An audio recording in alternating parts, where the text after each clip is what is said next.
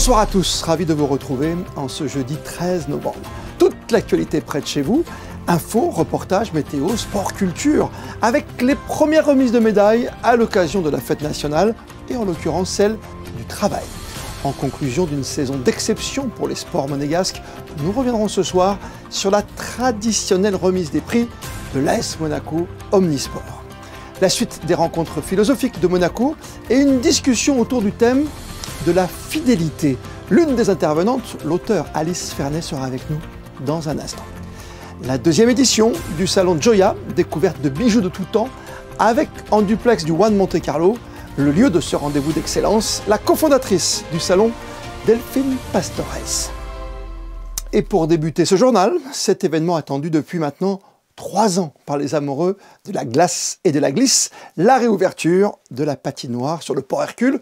Vous avez pu découvrir en début de semaine quelques photos de son installation. Ce soir, voici le reportage qui lui est consacré dans cette phase de préparation, reportage signé Sarah Inkari sur des images d'Hugo Comaza et de Marie-Ève B. Le stade nautique Régnier 3 est en pleine métamorphose. Il s'apprête à accueillir, dans quelques semaines, des centaines d'amateurs de glisse impatients de chausser les patins après 3 saisons sans patinoire, pour raisons écologiques. Cette année, on l'a un petit peu réduite en termes de taille pour pouvoir installer des bâches thermo-isolantes qui vont être dépliées la nuit. On va également installer des sondes sur les tuyaux afin de mesurer le froid. Et comme ça, dès que le froid sera à la bonne température, on pourra couper le groupe et faire des économies d'électricité. Cette structure est montée en quelques semaines. Elle a été conçue spécialement pour Monaco. Première étape, c'est on amène les fermes, donc c'est 35 poutres qui balayent l'ensemble du plancher. Au-dessus des poutres, on pose des panneaux sandwich, des plaques pour pouvoir faire le support. Dans un deuxième temps, on installe les barrières. Et dans un deuxième temps et demi, on va dire, on installe tout ce qui est tuyaux et pour réfrigérer la glace. À cela s'ajoute la protection des sols et des escaliers autour et la mise à disposition de 800 patins de tailles différentes. L'ouverture de la patinoire est prévue le vendredi 5 décembre. Elle restera accessible jusqu'au 1er mars 2026. 3 mois de belles glissades en perspective. Gageons que le succès devrait être au rendez-vous, avec pas moins habituellement de 15 000 pratiquants chaque saison. L'ouverture de la patinoire est programmée, je vous le rappelle, en même temps que celle du marché de Noël, le vendredi 5 décembre. Direction à présent, l'auditorium Régnier 3 pour évoquer la traditionnelle cérémonie de remise des prix de l'AS Monaco Omnisport. La grande famille de l'ASM était réunie hier soir pour mettre à l'honneur entraîneurs, athlètes et bénévoles. Frédéric Elion et Thomas Deus étaient sur place. Ils ont tous la même passion, l'amour du sport, qu'ils ou elles soient bénévoles, athlètes, entraîneurs ou dirigeants. La grande famille de l'AS Monaco Omnisport était réunie mercredi soir à l'auditorium Régnier 3 pour la traditionnelle cérémonie de remise des prix de l'ASM. Pour cette 101e édition, nouvelle formule, les prix d'athlètes masculins et féminins de l'année n'existent plus, mais de nombreuses distinctions ont été remises.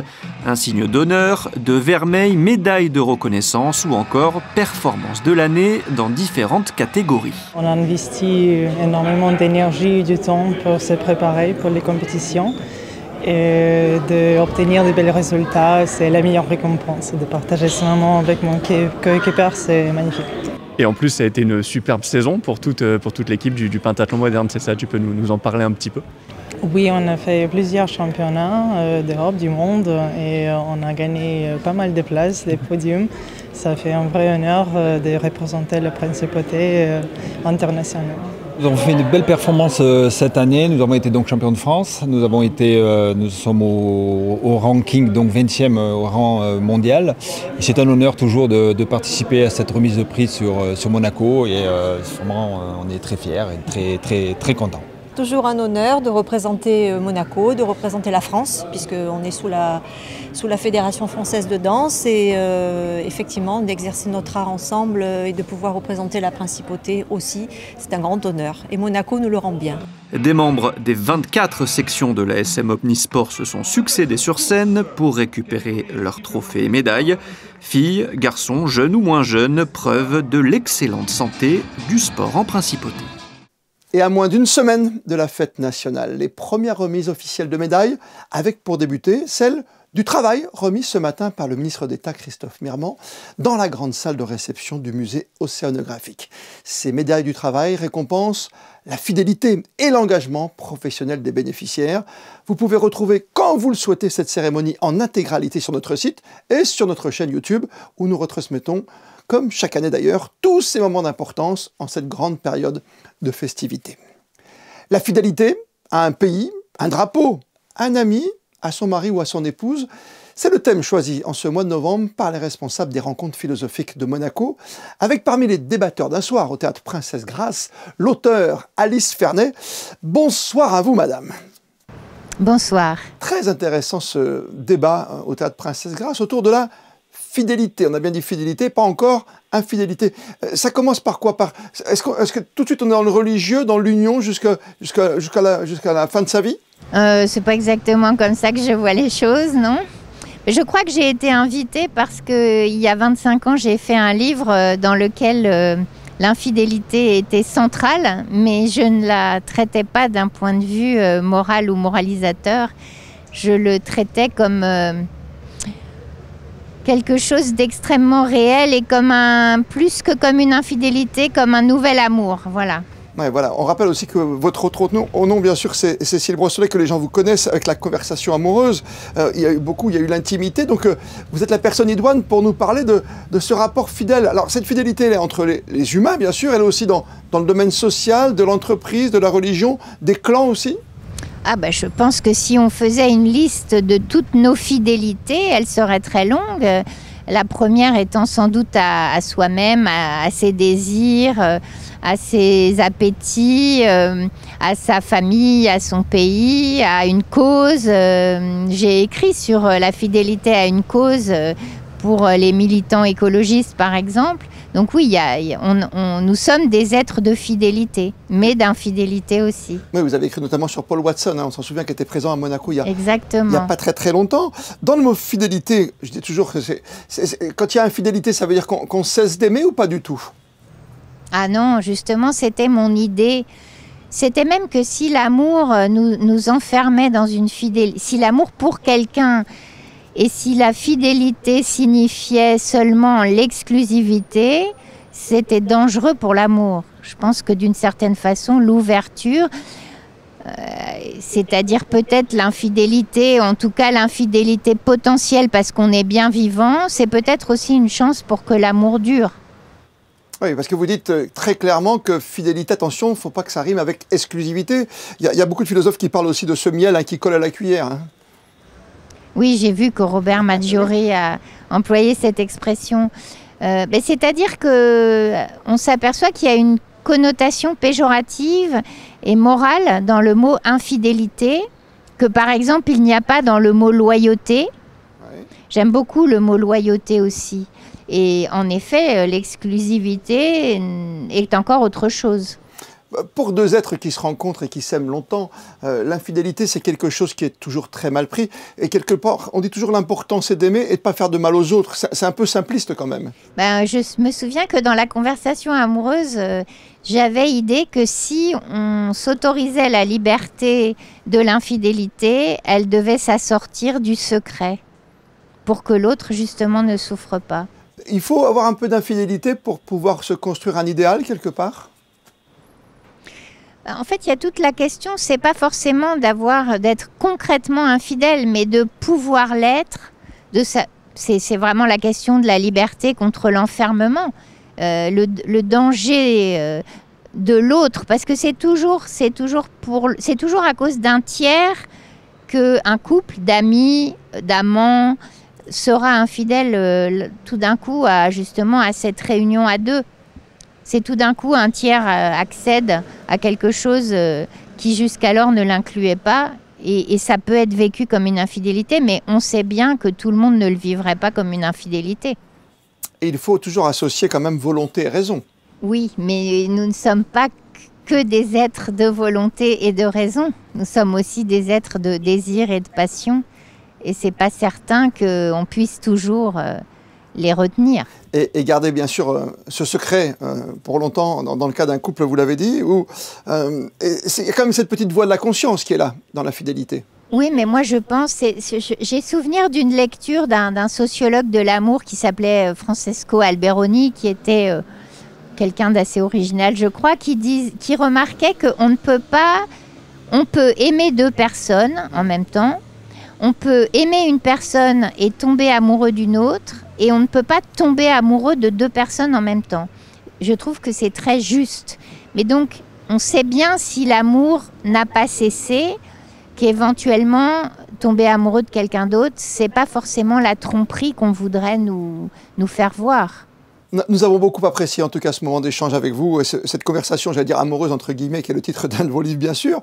Quel est votre prochain ouvrage, l'ouvrage en préparation en ce moment? Alors ça, je ne le dis pas, mais j'en ai un qui vient de paraître, qui parle de l'amitié entre hommes et femmes, et dans lequel la question de la fidélité se pose aussi, en particulier, reste-t-on fidèle à un ami quand on estime qu'il se comporte mal, en particulier avec les autres? Ouais, c'est un vaste débat, hein, celui-ci aussi, en tout cas, cette amitié en tout cas. Très vaste débat. Ouais, vaste débat. Merci d'avoir pris du temps pour nous. Bonne discussion, bien sûr, encore une fois, bonne rencontre philosophique ici à Monaco. Merci d'avoir pris du temps pour nous. À très bientôt. Merci à vous. Au revoir. Aïda, l'opéra en 4 actes de Giuseppe Verdi, est en préparation à Monaco pour une production au Grimaldi Forum. En attendant, des élèves de primaire de la Principauté sont accueillis pour découvrir en ce moment l'envers du décor. Mise en scène, les orchestres, le chant, la danse, le monde du spectacle n'a presque plus de secret désormais pour ces enfants. Voici le reportage signé Alban Gingembre et Alexa Vial.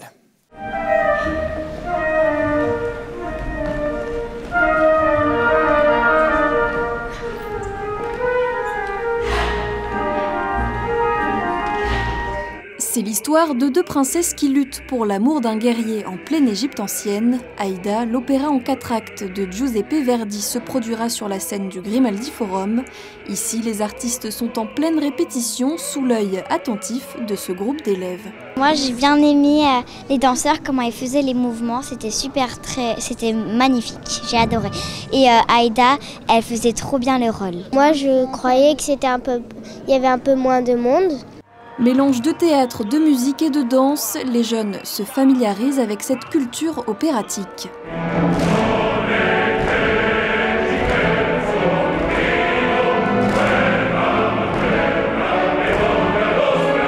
Aujourd'hui, ils ont eu la chance d'avoir dans la fosse l'Orchestre Philharmonique de Monte-Carlo, sur le plateau une 60aine de choristes, des danseurs, des figurants et bien sûr nos solistes. On a l'habitude, les nouvelles générations surtout, d'entendre de la musique à travers nos écouteurs, d'entendre des chanteurs qui chantent avec micro. Et aujourd'hui, pour une grande partie d'entre eux, ils ont découvert que dans le chant lyrique, les chanteurs s'expriment sans aucun micro. C'est vraiment l'instrument vocal qui passe la fosse d'orchestre et qui remplit toute la salle.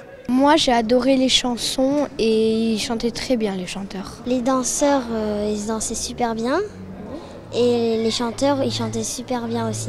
Une prochaine session découverte aura lieu à l'Opéra de Monte-Carlo. La salle garnie accueillera les élèves pour Péléas et Mélisandre de Debussy. Ce vendredi, à 20h30, le Théâtre des Variétés accueille la compagnie Les Farfadets pour une pièce coup de poing intitulée Brûlez-la, un texte signé Christian Siméon et porté sur scène par Sophie Cossu, qui en signe aussi la mise en scène. Œuvre forte, vibrante, autour du destin d'une femme fascinante, libre et dérangeante. Et pour nous plonger dans l'univers de ce personnage hors du commun, Sophie Cossu est avec nous au micro de Christinda Petit-Homel. C'est le personnage.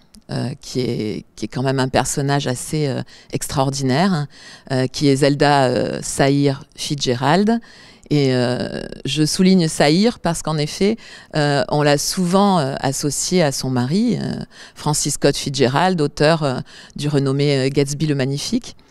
Mais cette femme avait une personnalité très très forte et existait à part entière puisqu'elle était auteure également.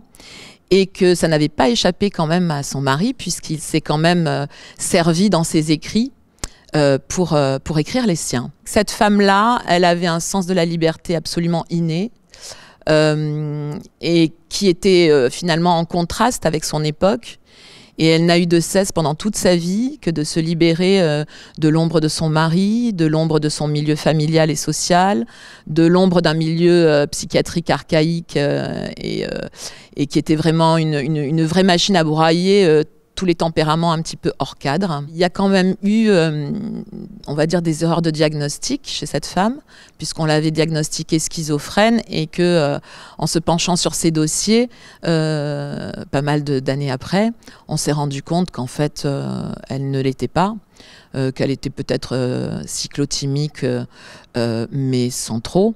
Et quand finalement, ce qui était surtout dérangeant pour son environnement familial et social, c'était surtout sa liberté. C'est une femme qui ne s'apitoie pas sur son sort. Le personnage comme la femme en réalité. D'ailleurs, le texte qui est merveilleux, hein, le texte de Christian Siméon, s'est beaucoup inspiré de la vraie vie de Zelda. Et c'est vrai que c'est un personnage qui bouge beaucoup. Elle dansait, elle peignait, elle faisait énormément de choses. Elle était très très active. Et donc c'est une pièce qui bouge énormément. Donc physiquement, c'est un vrai tour de force. La deuxième édition de Joya, le salon international de la joaillerie, se tiendra jusqu'à dimanche au One Monte Carlo. Exposition, découverte, émerveillement, création, conférence. On en parle sans plus tarder avec l'une des organisatrices, Delphine Pastor-Reis. Bonsoir madame. Bonsoir. On va donc célébrer avec vous pendant 3 grandes journées, à partir de ce soir jusqu'à dimanche, l'excellence de la joaillerie contemporaine à Monaco, au Monte Carlo One. C'est la deuxième édition. Déjà, la première était un vrai succès. Alors, Joya, le Salon international du bijou, à Monaco pour la deuxième édition. Tout cela est bien vrai. C'est voilà, un salon international du bijou qui présente à la fois des créations contemporaines, mais également du bijou ancien, vintage et d'artistes.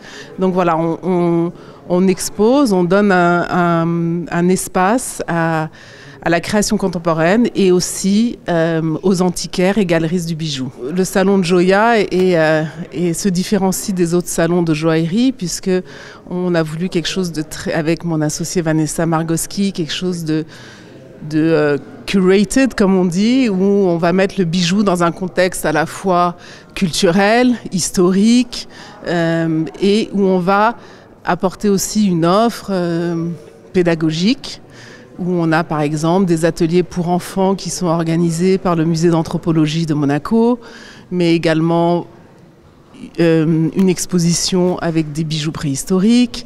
On a aussi une collaboration avec le musée national de Monaco, où ils ont fait travailler une de leurs artistes autour du bijou. On a aussi une exposition d'un grand photographe, Robert Mapplethorpe. Donc voilà, l'idée c'est vraiment Vaste programme, oui. Mais bon, avant tout, c'est le bijou qu'on place justement dans ce contexte historique, culturel, et qui met le bijou à l'honneur, en valeur. On a bien compris, oui, ce sont plusieurs déclinaisons d'un événement finalement qui est culturel et artistique, où on allie la création, il y a de l'émotion, il y a de la forme, et vous avez dit, on remonte même aux temps immémoriaux. Hein. Ben oui, parce que savez-vous que le bijou est la première forme artistique de l'homme? Ah! Donc voilà, on donne vraiment la place au bijou, voilà, comme une forme artistique qui est actuellement la première. D'accord. Et la valeur du bijou aujourd'hui, c'est quelque chose de très important parce que ça reste à vie, quoi. C'est un signe très très fort. Alors la valeur du bijou, il y a plusieurs manières de la qualifier. Moi, j'estime que le bijou, c'est pas seulement une pierre ou un carat d'or. Je pense que le bijou, c'est aussi la sculpture, l'objet, la création artistique qui définit aussi la valeur d'un bijou. Oui, on n'oublie pas la beauté, bien sûr, et la maîtrise de l'art intemporel, finalement, pour la joaillerie. Hein. Voilà, et donc ici, vous allez avoir une offre de présentation de bijoux très variés, avec des créateurs contemporains, comme Elitop, comme... il y a des grandes maisons aussi qui exposent, vous l'avez dit, et puis il y a des conférences. Gabriel Grace. Alors, on n'a pas de grandes maisons, si vous voulez, qui sont présentes ici. On a des Bien sûr, il y aura des bijoux signés, des bijoux anciens, de seconde main, qui sont revendus par des galeristes, par des antiquaires qui sont présents ici. Donc on va retrouver des grandes marques, mais et également une création contemporaine. Donc on essaye de faire une sélection très pointue avec notre œil, avec Vanessa Margoski et moi-même, et d'accompagner le public, les collectionneurs dans leurs achats et aussi dans leur savoir aussi. C'est une façon aussi de s'instruire et de s'intéresser à un art qui est très varié et très intéressant. Merci d'avoir été avec nous ce soir en tout cas. Merci Monaco Info, à très vite. Attendez-vous à apercevoir de nombreux rameurs dans le port Hercule ainsi que sur le littoral monégasque les 22 et 23 novembre prochains à l'occasion de la 20e édition du Challenge Prince Albert II. Une compétition d'envergure, d'aviron de mer avec de grands champions présents pour l'événement, comme vous allez pouvoir le constater dans ce reportage signé Fabien Bonilla et Lionel Bernardi. La première édition du Challenge Prince Albert II s'est déroulée en 2004. Le week-end prochain, du 22 au 23 novembre, nous célébrerons la 20e édition. Lors de ces 2 jours de compétition, 26 équipes s'affronteront dans 4 catégories différentes. La présentation de l'événement devant les médias monégasques s'est déroulée ce jeudi matin. Alors, on renouvelle le format désormais habituel et traditionnel de notre compétition. Donc, une compétition d'aviron de mer qui se déroule sur 2 jours. Le premier, donc samedi 22 novembre, c'est les compétitions au large en baie de Monaco. Donc, toute la matinée à partir de 10h jusqu'à midi. Et ensuite, en tout début d'après-midi, à partir de 14h30. Et donc, pour ces courses-là, on retrouve un parcours sur 4 km donc le matin pour les solos et le double mixte. Et l'après-midi sur 6 km pour les 4 de couple mixte.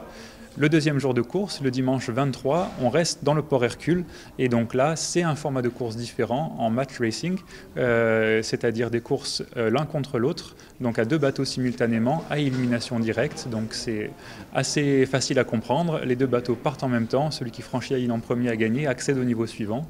Et donc pour ça, les courses commencent à 9h le dimanche matin, avec une finale attendue aux alentours de midi. 26 équipes, 19 nationalités, 130 participants. La crème de la crème sera présente dans un peu plus d'une semaine. On pensait avoir déjà atteint notre apogée en 2023. Finalement, en 2024, on a réussi à repousser un petit peu les limites. Et là, cette année 2025 a vraiment, au-delà de toutes nos espérances, nous permet donc d'avoir pas moins de 7 champions olympiques, et dont 5 de Paris 2024. Donc aviron olympique, on part forcément sur de l'aviron en eau calme. Et donc ça veut dire que grâce à notre compétition, les rameurs de rivière s'intéressent progressivement à l'aviron de mer. C'était vraiment un des objectifs qu'on s'était fixé il y a quelques années maintenant. Et donc on est très fiers de voir que notre formule plaît et a réussi à faire la passerelle entre ces 2 mondes qui ne sont pas incompatibles, mais qui ont, disons, quand même pas mal de différences.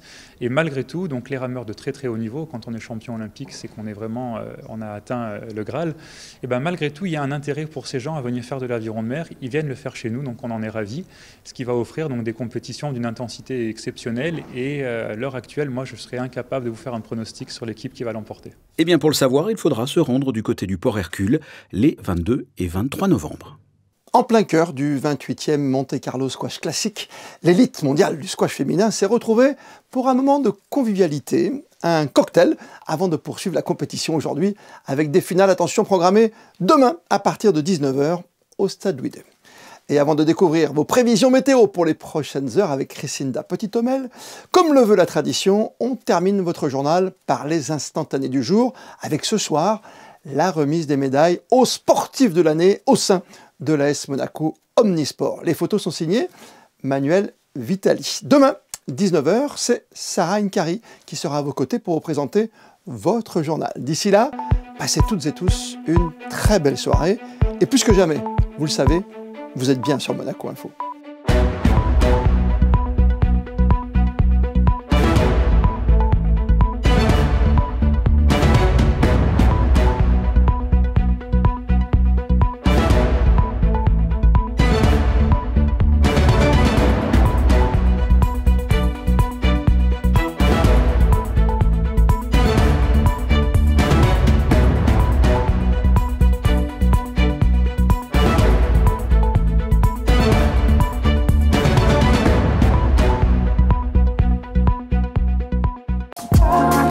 Le Maya Hôtel Courchevel 1850, nouveau boutique hôtel de Courchevel, vous présente la météo. Bonsoir à tous. Ce vendredi, Monaco profitera d'une journée douce mais un brin nuageuse. Et puis la fraîcheur sera parmi nous également puisque le matin débutera autour de 13 degrés sous un ciel légèrement voilé.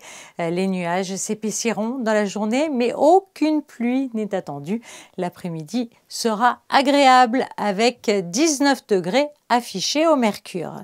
Et puis, comme nous fêterons les Sidonies, souvenons-nous du dicton « Quand la Sainte Sidonie est pluvieuse, l'hiver sera joyeux ». Le Maya Hôtel Courchevel 1850, nouveau boutique hôtel de Courchevel, vous a présenté la météo.